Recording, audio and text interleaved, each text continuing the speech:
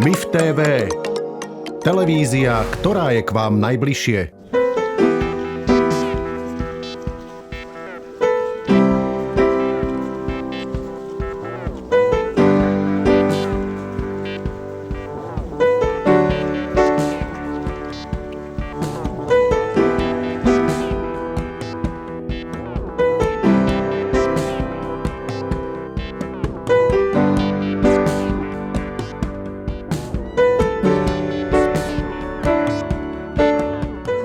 Storočí, v ktorom sme sa aj mnohí narodili, svetom otriasli dve vojny.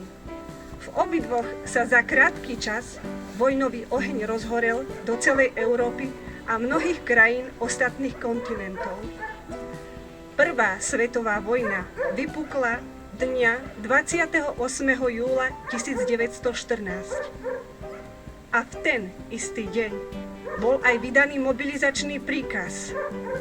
Do vojny povolával mužov najneskoršie do 24 hodín a najkratšou cestou narukovať.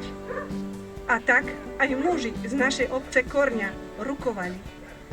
Bojovať za jeho cisárske veličenstvo. Spomienka na nich však navždy zostane v našich srdciach. V svetovej vojne padol môj detko Matúš Hrtús.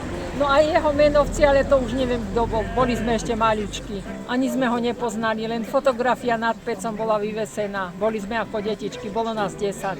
No, tak nemali sme ani deda, ani babku.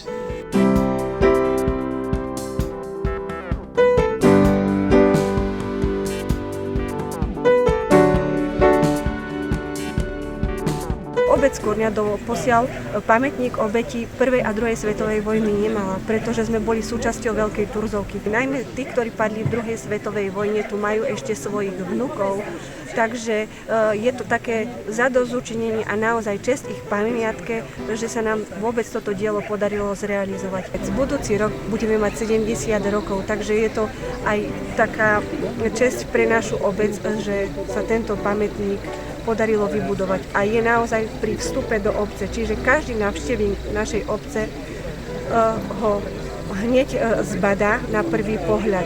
A v podstate naši občania z obce, ktorí odchádzali do vojny, tento pamätník symbolizuje v podstate ich návraty a odchody. Žiaľ, niektorí z nich sa bohužiaľ nevrátili.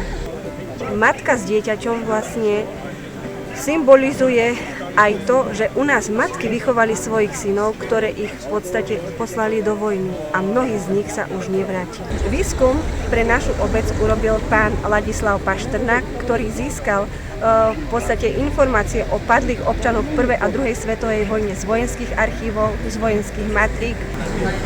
Korňa si takto chcela urobiť svoje vlastné dejiny, lebo fakticky boli vždycky skryté pod Turzovkou. No a Korňa, keď sa osamostatnila, tak v 54. roku tak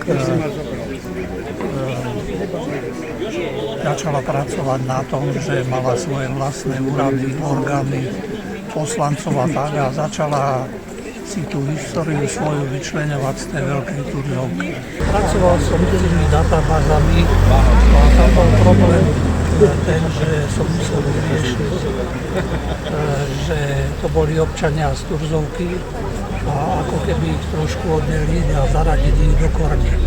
No ale to sa podarilo vďaka tomu, že som pracoval s číslami domov a takto som ich identifikoval.